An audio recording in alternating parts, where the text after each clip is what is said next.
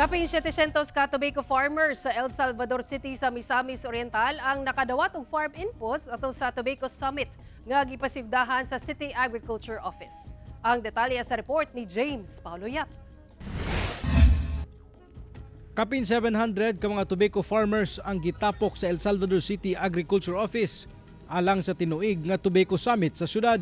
Sigon sa City Agriculture Office, isa kini ka pamaagi aron mapasalamatan nila ang mga mag-uuma og tabako sa ilang dakong kontribusyon sa kita sa syudad, ilabi na sa excise tax collection. Kapin 700 hectare sab sa agricultural land sa syudad ang gitamnan na og tabako. Karon tuiga, nagkadaghan gyud ang mananumay og tabako sa El Salvador. Kay ang uban nga mga mananumay og tabako sa kasilinganan nga mga lungsod nag-abang naman og yuta sa El Salvador kay para diri magtanom. Nagtunol sab ang City Agriculture Office sa mga mag-uuma og fertilizers, sprayers ug gamit alang sa ilang drying facilities. Sumala sa buhatan, paspas ang pagsaka sa ihap sa tobacco growers karon tuiga, ilabi pa nga taas ang presyo sa tabako karon. Kanang padayon namo nga pagpanghatag og inputs gyud nga walay gipili.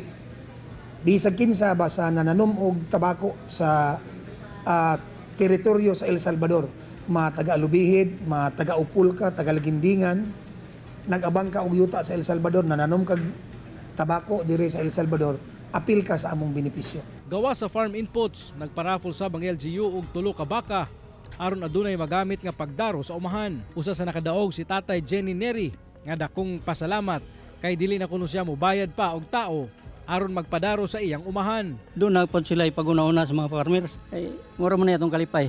Kadawat og mga hinabang. Kung wala kay utang sa gawas, murag konsuelo gyud. Kay ang imong hunaon, imura mang ginansya. Di naman ka bayad utang. Sa karon, ana-ana sa 58 million pesos ang excise tax collection sa El Salvador City.